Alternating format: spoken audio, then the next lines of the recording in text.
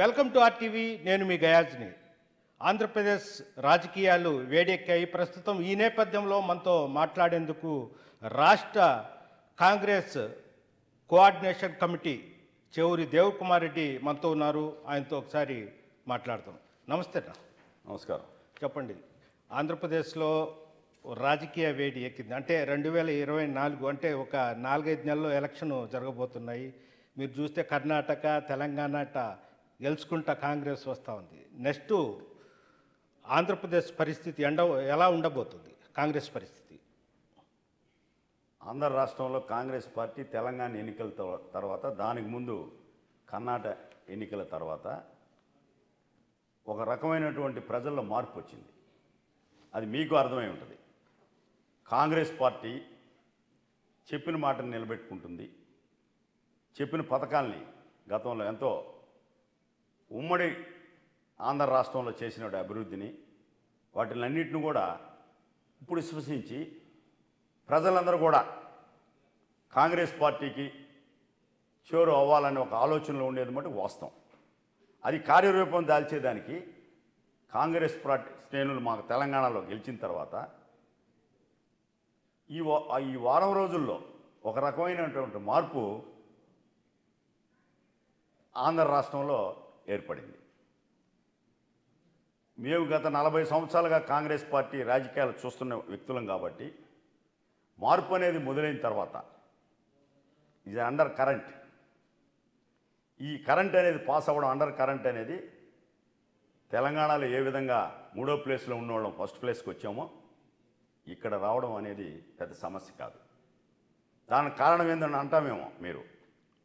దానికి కారణం ఏం లేదు. కాంగ్రెస్ పార్టీ అధికారంలో ఉన్నప్పుడు ఈ రాష్ట్రంలో రాజశేఖర రెడ్డి గారు ముఖ్యమంత్రిగా, దానికి ముందున్నటువంటి ముఖ్యమంత్రులందరూ కూడా ఆంధ్ర రాష్ట్ర కాంగ్రెస్ పార్టీ బలంగా ఉన్న పరిస్థితుల్లో ఎన్నో సంక్షేమ కార్యక్రమాలు చేసింది ఈ రాష్ట్రానికి. ఈ రాష్ట్రంలో ముఖ్యంగా రాజశేఖర రెడ్డి వచ్చిన తర్వాత ఆరోగ్యశ్రీ పథకాన్ని తీసుకొచ్చి ప్రజలకి అది కాంగ్రెస్ పార్టీని దగ్గరికి చేశాడు. రాజీవ్ ఆరోగ్యశ్రీ దాని పేరు. నెక్స్ట్ 108 తీసుకొచ్చి ఒక దేశంలోనే ఒక సంచలనం తీసుకొచ్చినటువంటి పథకం కాంగ్రెస్ పార్టీ. సోనియా గాంధీ ఆశీస్సులతో రాజశేఖర రెడ్డి తీసుకొచ్చాడు దాన్ని.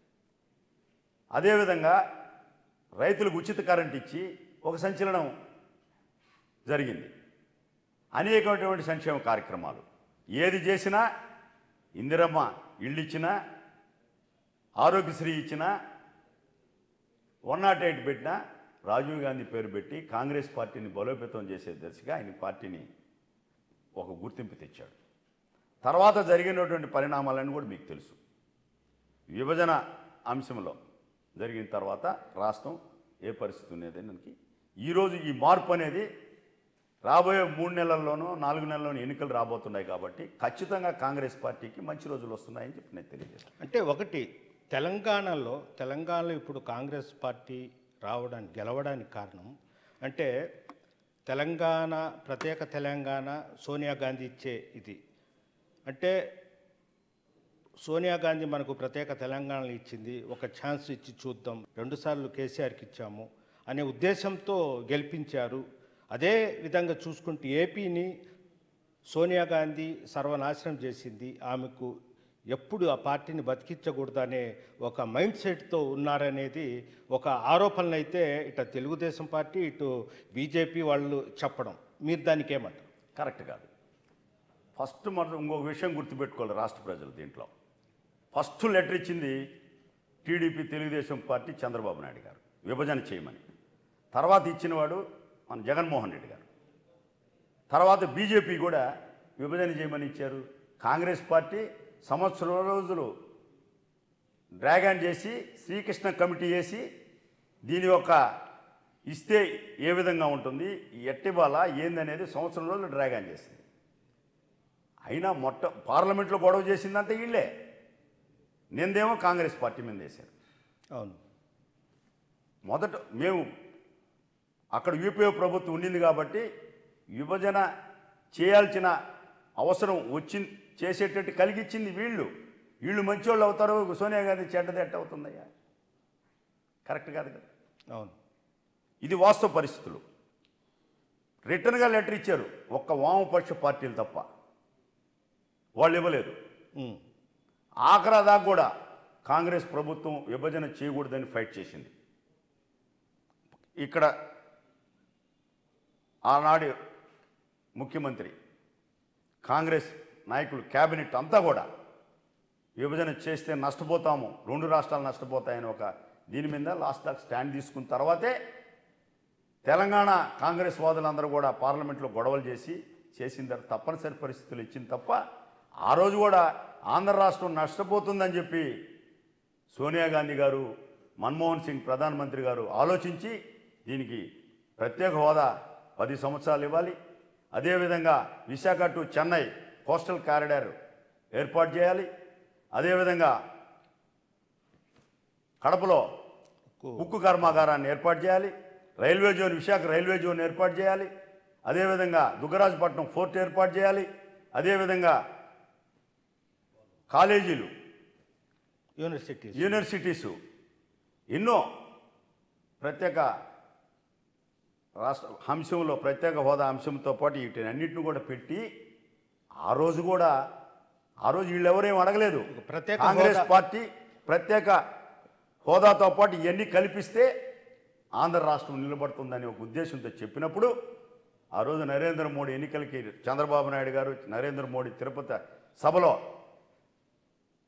స్వామి గారి పాదాల చెంత చేరి తిరుపతిలో మీటింగ్లో చెప్పినటువంటి 5 సంవత్సరాలని చెప్పి మన్మోహన్ సింగ్ చెప్పాడు, 10 సంవత్సరాలు ఇవ్వాలని చెప్పినటువంటి పెద్ద మనుషులు దాన్ని అధికారంలోకి రాగానే ప్రత్యేక హోదాని ప్యాకేజీ చేశారు.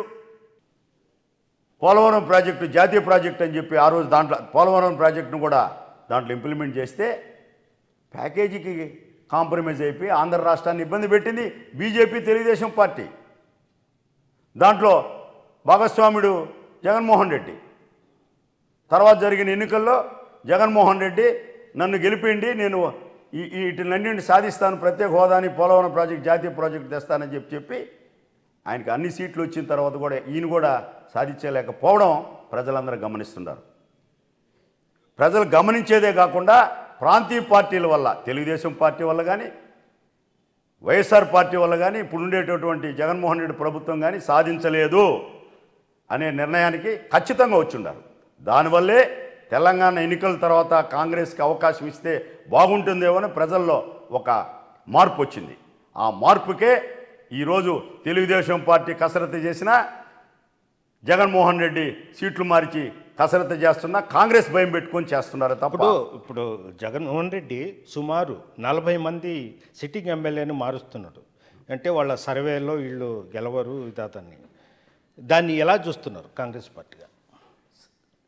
సర్వేలో గెలవరని మార్పులు చేర్పులు చేసినంత మాత్రాన ఈ నియోజకవర్గంలో ఒక అభ్యర్థి ఆయన రిపోర్టు ప్రకారం పనిచేయలేదు, ఈయన గెలవడు. పక్క నియోజకవర్గంలో వస్తే ఎట్ట గెలుస్తాడండి? ఇక్కడ చెడ్డ పేరు వచ్చిన ఆయనకి అంటే ప్రజలను మభ్యపెట్టడమా? ఇక్కడ పనిచేయలేనటువంటి వాళ్ళు, ఇక్కడ సర్వేలో పేర్లు రానటువంటి వాళ్ళని మార్పులు చేర్పులు చేసినంత మాత్రాన గెలుస్తారనుకోవడం రాజకీయంగా అయితే అది కరెక్ట్ కాదు. కాంగ్రెస్ పార్టీ అయితే పనికిరాడనుకుంటే తీసేస్తుంది. ఈ సీటు తీసుకుని ఇంకొక దగ్గర పెట్టరు.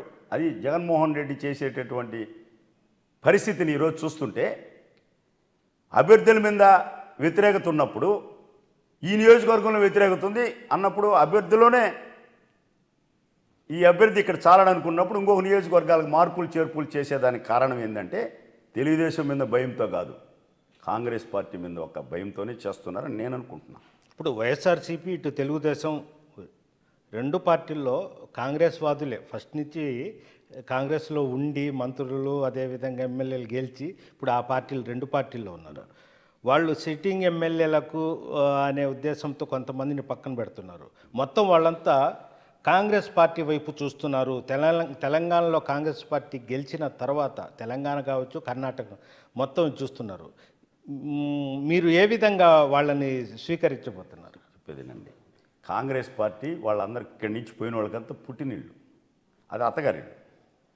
అత్తగారింట్లో పుట్టినిళ్ళకి ఉన్నంత అటాచ్మెంటు అత్తగారింటితో ఉండదు. ఆ రోజు ఉన్న పరిస్థితుల్లో విభజన చేసింది కాంగ్రెస్ పార్టీ. మనం గెలిచే పరిస్థితులు ఏమని పోయారు. ఈరోజు ఆ పార్టీలను చూసే పోయినటువంటి నాయకులకు అర్థమవుతుంది. రాష్ట్ర ప్రజల్లో మార్పు వచ్చిందని అర్థమవుతుంది. తెలంగాణలో ఏ విధంగా లాస్ట్ 1 month 15 daysలో వలసలు ఏ విధంగా జరిగినాయో తెలంగాణలో చూశారు మీరు. ఒక ప్రభంజనం చివరి నిమిషంలో అవును, లాస్ట్ డే కూడా కాంగ్రెస్ పార్టీ టికెట్ కావాలని పరుగులు తీసినటువంటి సందర్భాలు అనేకమైన చూశారు. అవి జరగవు, రేపు వీడికి జరగవనేది గ్యారంటీ లేదు, ఖచ్చితంగా జరుగుతాయి. ఇప్పటికే మా రాష్ట్ర కాంగ్రెస్ పార్టీ పెద్దలతో అనేక మంది టచ్లో ఉన్నారు. చాలామంది మొన్న సోనియా గాంధీ బర్త్డే రోజు ఇందిరాభవన్లో నేను కార్యక్రమం ఏర్పాటు చేసి ప్రెస్ మీట్ పెట్టి ఈ తుఫాను మీద మాట్లాడేటప్పుడు అనేక మంది ఫోన్లు అనేక మంది వచ్చారు ఇందిరాభవన్కి. ఆ రోజు నాకు ఒక 50-60 కార్లు ఇందిరాభవన్లో. నాకే ఆశ్చర్యం వేసింది. ఏంటంటే అందరూ మేము ఒకరోజు ప్రోగ్రాం పెట్టుకొని పార్టీలో చేరతామని చెప్పి జిల్లా నలుమూల నుంచి వచ్చినటువంటి సెకండ్ క్యాడర్ మళ్ళీ పూర్వవైభవం అని అనిపించి నిజంగా నాకే ఆశ్చర్యం వేసింది. ఒక మార్పు అనేది వస్తుంది, స్టార్ట్ అయింది. ఈ మార్పు అనేది మంచికి నాంది. ఇది national party and Congress party ఇప్పుడు ఏ పదవులు ఆశించకుండా త్యాగాలే వాళ్ళ జీవితంగా ప్రయాణం చేసేటటువంటి ఇందిరాగాంధీ కుటుంబం, రాహుల్ గాంధీ, ప్రియాంక గాంధీ ఈ దేశం కోసం, దేశ ప్రజల కోసం వాళ్ళు కష్టపడేటటువంటి దాన్ని ప్రజలు గమనిస్తున్నారు కాబట్టే ఆంధ్ర రాష్ట్రంలో కూడా తప్పకుండా మార్పు వస్తుంది.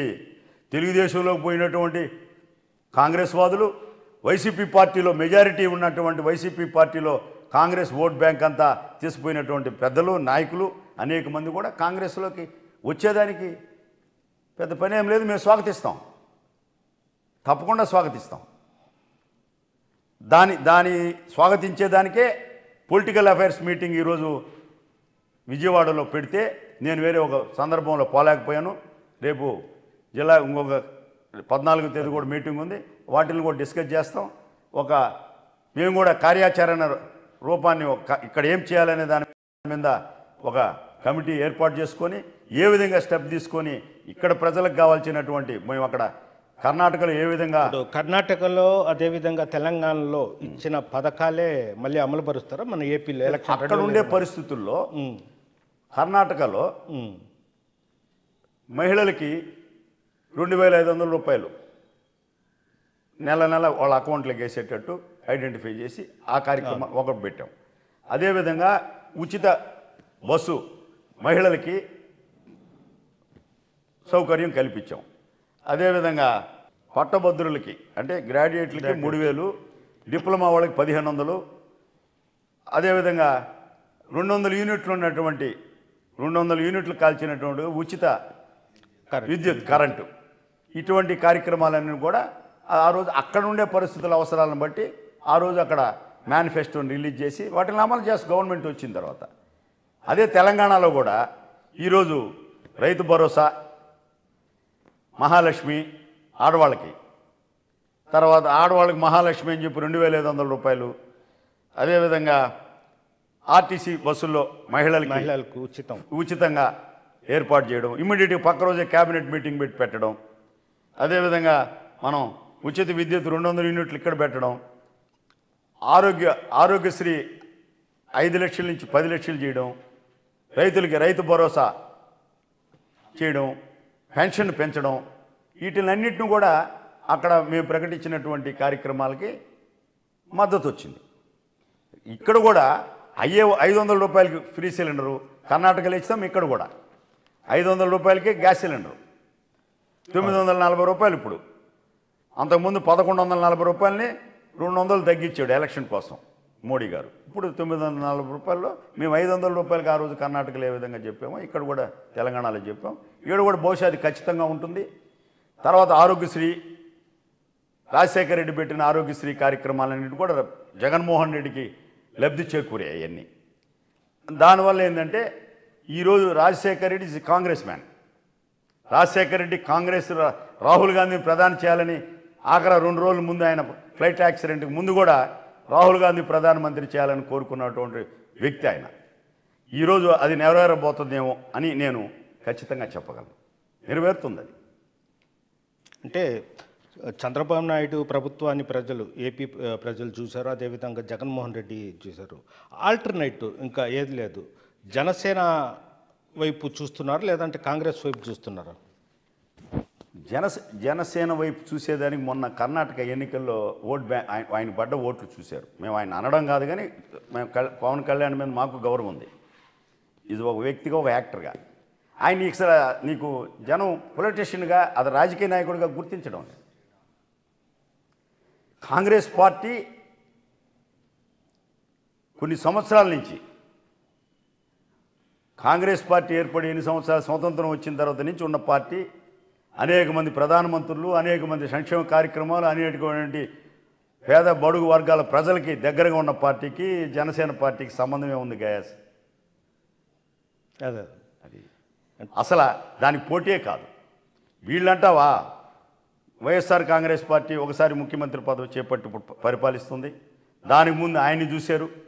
ఈయన మోడీ గారి పల్లకి మోసాడు, ఈయన ఆయన పల్లకినే మోస్తున్నారు. తమాషా ఏంటంటే ఇక్కడ ఇద్దరు కలిసి, ప్రతిపక్షం అధికార పక్షం ఇద్దరు కూడా మోడీ గారు ఏ బిల్లు పెట్టినా పాస్ చేస్తారనే ఉద్దేశంతో ఈ రాష్ట్రంలో కాంగ్రెస్ పార్టీతో పని లేదు, వాళ్ళిద్దరు ఎవరు గెలుచుకొని వచ్చినా నాతో ఉంటారనే ఒక అభిప్రాయంతో ఉన్నాడు మోడీ గారు.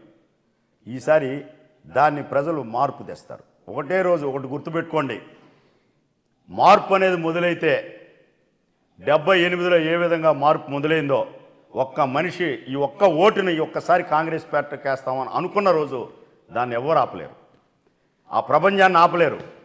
ఆ ప్రపంచం అనేది మొన్న తెలంగాణలో జరిగింది, ఎవరు ఎక్స్పెక్ట్ చేయలేదు. అంత 10 రోజుల్లో మౌత్ టాక్, నేను చెప్పాను అండర్ కరెంట్ అని ఫస్ట్లో, ఆ అండర్ కరెంట్ అనేది అక్కడ పనిచేసింది. సైలెంట్గా ఎవరు ఏం చేయాలో చేశారు ప్రజలు. వాళ్ళకున్న ఆయుధం ఓటుతో ప్రజా తీర్పు ఇచ్చారు, కాంగ్రెస్ పార్టీ గెలిచింది. ఆంధ్ర రాష్ట్రంలో కూడా ఆ పరిస్థితులు వస్తున్నాయి. వచ్చే పరిస్థితుల్ని మేము సిద్ధం చేసుకుంటున్నాం. తప్పకుండా వైఎస్ఆర్ కాంగ్రెస్ పార్టీలో ఉన్న కాంగ్రెస్ శ్రేణులు కానీ, అదేవిధంగా తెలుగుదేశంలోకి పోయినటువంటి కాంగ్రెస్ శ్రేణులు అందరిని కూడా మేము ఆహ్వానించేదానికి, వాళ్ళు వస్తే స్వాగతించేదానికి సిద్ధంగా ఉన్నామని చెప్పి ఆల్రెడీ మా పిసిసి ప్రెసిడెంటు, మా కాంగ్రెస్ పెద్దలందరూ కూడా చెప్పడం జరిగింది. మేము కూడా త్వరలో అందరం ఏ జిల్లాల్లో ఉండేటటువంటి పెద్దలు కొంతమందితో మాట్లాడి కాంగ్రెస్ పార్టీ పట్టు రమ్మని చెప్పి మేము ఆహ్వానాలు పలికి, అవసరమైతే వాళ్ళు ఇళ్ళకపోయన్నా మాట్లాడి ఒక ప్రయత్నం చేస్తాం ఖచ్చితంగా కాంగ్రెస్ పార్టీ కోసం, ఈ దేశంలో సంక్షేమం కోసం, ఈ దేశం కోసం, ఈ రాష్ట్రం కోసం అని చెప్పి మేము. అంటే కర్ణాటక తెలంగాణలో కాంగ్రెస్ గెలిచిన తర్వాత ఇప్పుడు రాష్ట్రంలో ఏర్పడి ఉన్న రాజకీయ వాతావరణం, అంటే ఈ చేర్పులు మార్పులతో ఈ మీలాంటి కాంగ్రెస్ నేతలతో సంప్రదింపులు అయితే చేస్తున్నారా? చేస్తున్నారు. నేను అదే చెప్పాను కదా, మొన్న 9వ తేదీ కొంతమంది సెకండరీ నాయకులు వచ్చారనంటే ఈ మార్పు కాంగ్రెస్ పోతే బాగుంటుందేమో, కాంగ్రెస్ వచ్చేటట్టుంది తెలంగాణ ఎన్నికల తర్వాత ఒక నమ్మకం కలిగింది. ఎప్పుడైతే కేడర్లో ఆ నమ్మకం కలగద్దో నాయకుడు ఆటోమేటిక్గా వస్తాడు. కేడర్లో ఎప్పుడు నిరుత్సాహం ఉంటుందో నాయకుడు రాడు. ఊరే మన ఊర్లో వాళ్ళు మన దగ్గర ఉన్న వాళ్ళందరూ వెళ్తున్నారంటే నువ్వు కూడా వస్తావు. ఇది న్యాచురల్. ఇప్పుడు తెలంగాణ కోసము త్యాగం చేసి ఎంతోమంది ప్రాణాలు పోగొట్టుకున్నారు. అలాంటి వారి కుటుంబానికి కేసీఆర్ ప్రభుత్వం వచ్చిన తర్వాత అన్యాయం జరిగిందనేది అక్కడ వాదన తెలంగాణలో.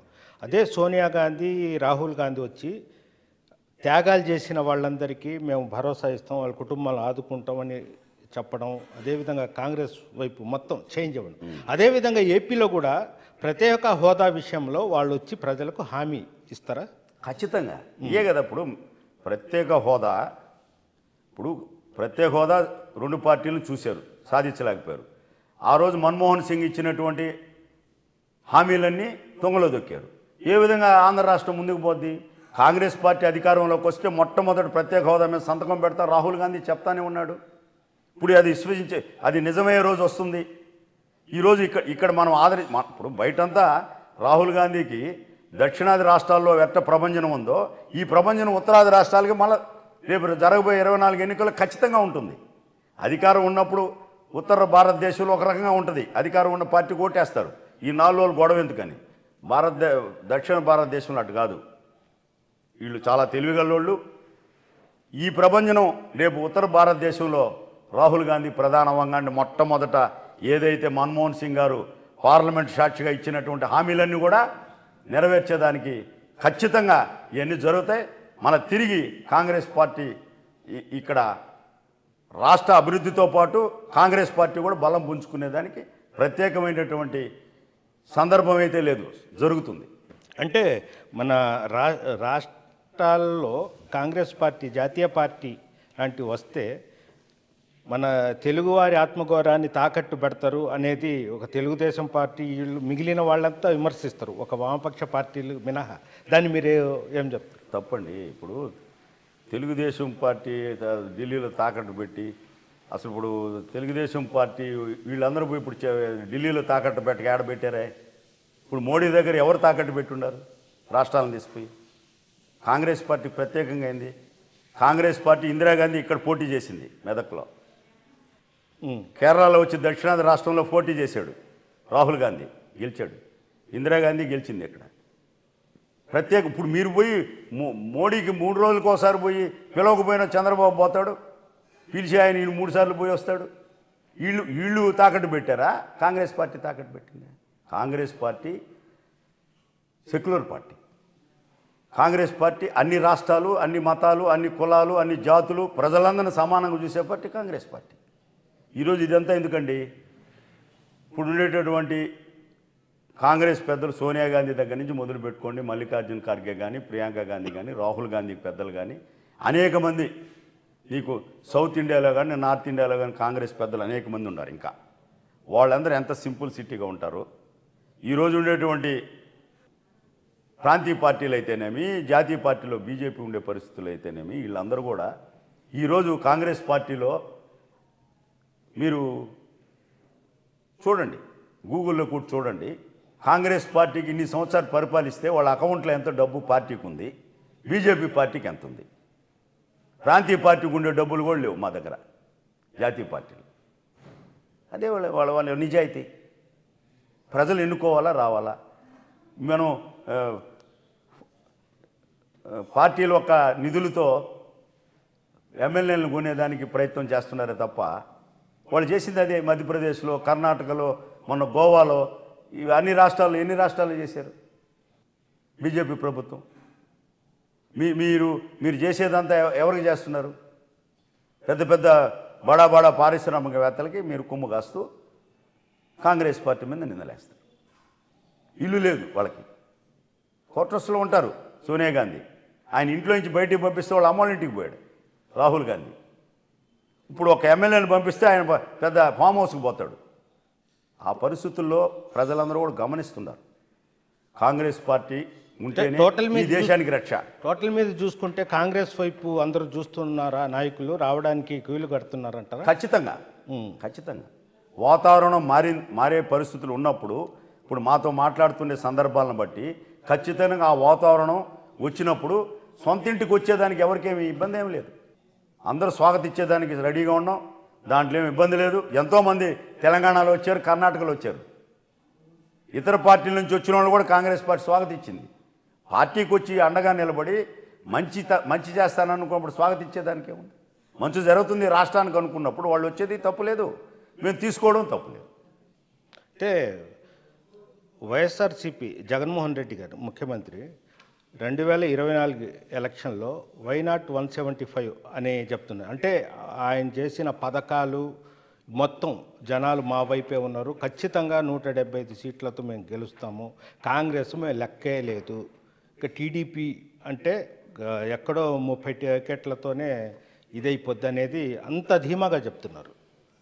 మీ పార్టీకి అసలు పట్టించుకోవడం లేదు. దాన్ని ఏమంటారు? పట్టించుకోకుండా అయిపోయేదేం లేదు. మేము 19 ఎన్నికల్లో కూడా 175 మంది 25 మంది ఎంపీలను పెట్టాం, 175 మంది అభ్యర్థులను పెట్టాం. ఓట్లు ఎన్ని వచ్చినాయి అనేది పక్కన పెట్టండి. ఇప్పుడు 175 అని చెప్పి మన వైసీపీ పార్టీ వాళ్ళు చెప్తున్నారు.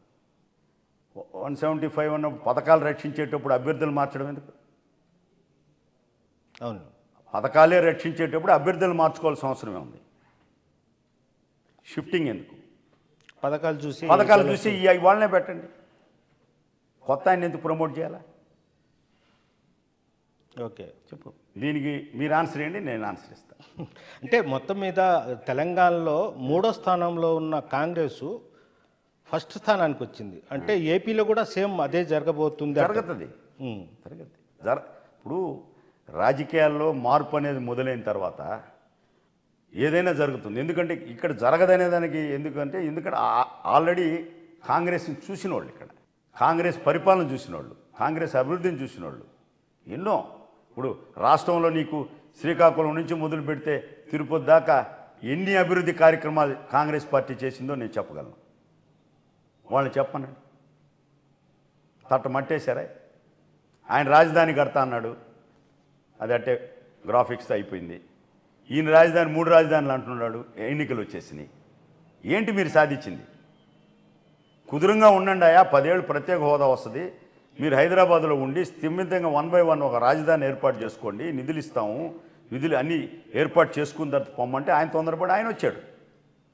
ఈరోజు ఈయనకి ఇచ్చిన తర్వాత ఈయన మీద నమ్మకంతో రాజశేఖరుడు కొడుకు ఏదో చేస్తాడని చెప్పి ఈయన మీద నమ్మకంతో ప్రజలు ఈయనకి 150 సీట్లు ఇస్తే ఏం చేసింది ఏంటి చెప్పండి? సంక్షేమ పథకాలు ఇస్తున్నామని చెప్తున్నారు. కొంతమంది సంక్షేమ పథకాలు ఓవర్గా ఇస్తున్నారు అంటున్నారు. కొంతమంది లబ్ధి పొందిన వాళ్ళు కూడా ఇది అవసరం లేదని కూడా అన్నవాళ్ళు కూడా అన్నారు. అవును, సంక్షేమం చేయకూడదని కాదు, అవసరమైన సంక్షేమం చేయాలి. అభివృద్ధి సంక్షేమం సమానంగా ఉన్నప్పుడే రాష్ట్రం బాగుపడుతుంది. రాష్ట్ర ప్రజల మీద పన్నులు పడవు. మనం ఈ విధమైనటువంటి పథకాలు పట్టినప్పుడు ట్యాక్సులు పడకూడదు. ఇప్పుడు తీసుకోండి, సింపుల్గా నీకు చెప్తాను గయాజ్. 94 రూపాయల 16 పైసలు తమిళనాడులో డీజిల్, ఇక్కడ 99.87 పైసలు స్టేట్ ట్యాక్స్. ఎంత డిఫరెన్స్ ఉంది?